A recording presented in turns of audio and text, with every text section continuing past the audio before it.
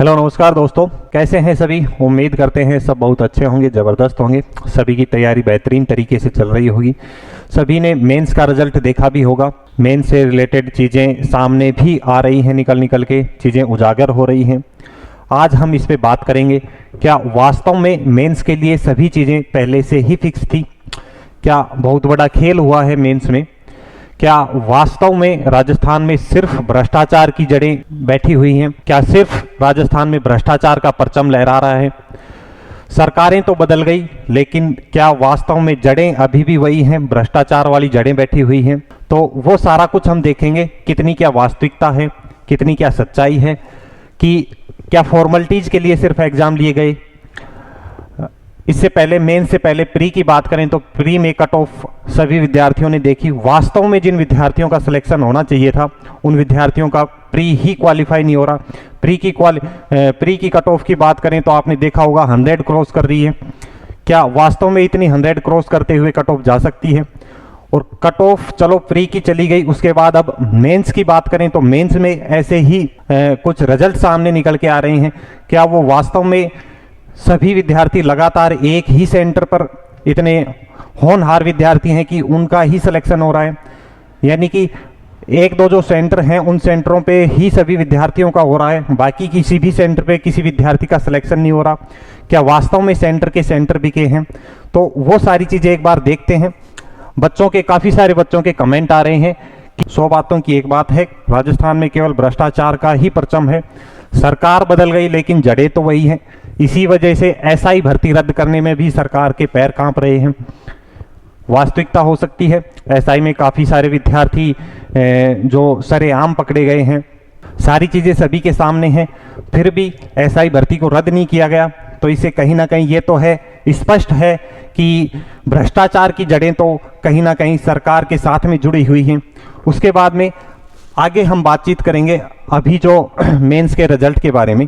Mains का जो result दिया गया है, और इस मेंस के रिजल्ट की हम यहाँ पे कॉपी देखते हैं, जो पीडीएफ आई है। इसके बारे में अगर हम चर्चा करें दोस्तों, तो स्टार्टिंग के 500 बच्चों की हम बात करें।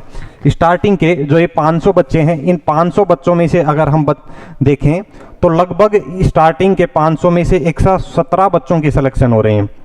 स्टार्टिंग के 500 बच्चों में से कितने? स्टार्टिंग के 500 बच्चों में से 117 बच्चों के सिलेक्शन हो रहे हैं।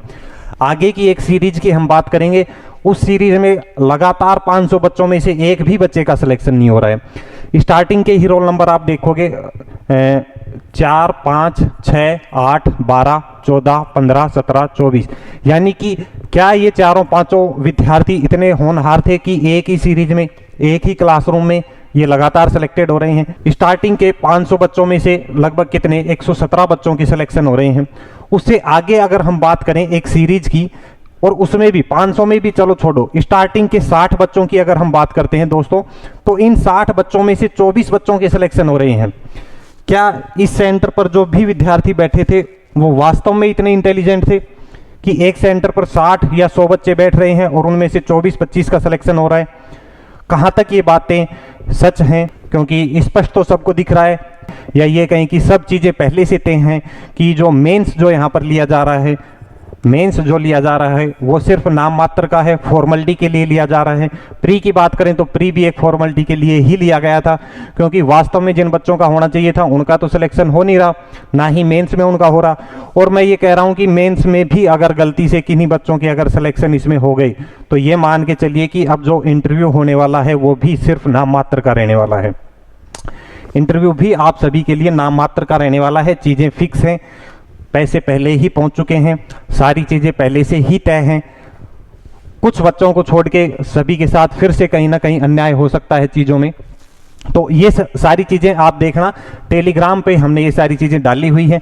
काफ़ी सारे बच्चों के कमेंट आ रहे हैं। ये कंप्लीट पीडीएफ आपको टेलीग्राम पे मिलेगी, उसमें आप क्रॉस चेक कर सकते हैं। वास्तव में स्टार्टिंग के 60 बच्चों में से 24 का सिलेक्शन यहाँ पे हो रहा है। आगे भी बहुत सारा, जब आप पीडीएफ का एनालिसिस करेंगे, ऐसे लगातार रोल नंबर हैं, यानी कि रो की रो सेलेक्टेड हैं। यानी कि ये कह सकते हैं कि सेंटर के सेंटर कहीं ना कहीं तो राजस्थान में बिके हैं। बच्चों के साथ हुआ तो अन्याय है, जो वास्तव में तैयारी करने वाले हैं उनका सिलेक्शन तो कहीं पे हुआ नहीं है। तो ये सारी चीज़ें हैं। बाकी 2 फरवरी को फिर से प्री आने वाला है। जिन विद्यार्थियों का प्री है ज़्यादा कुछ तो क्या, हम तो सिर्फ मेहनत कर सकते हैं, आपको मेहनत दोबारा से करनी है। जिन सभी विद्यार्थियों का प्री है, 2 फरवरी को प्री होने वाला है, ज़्यादा से ज़्यादा PYQ पर अपना काम करें।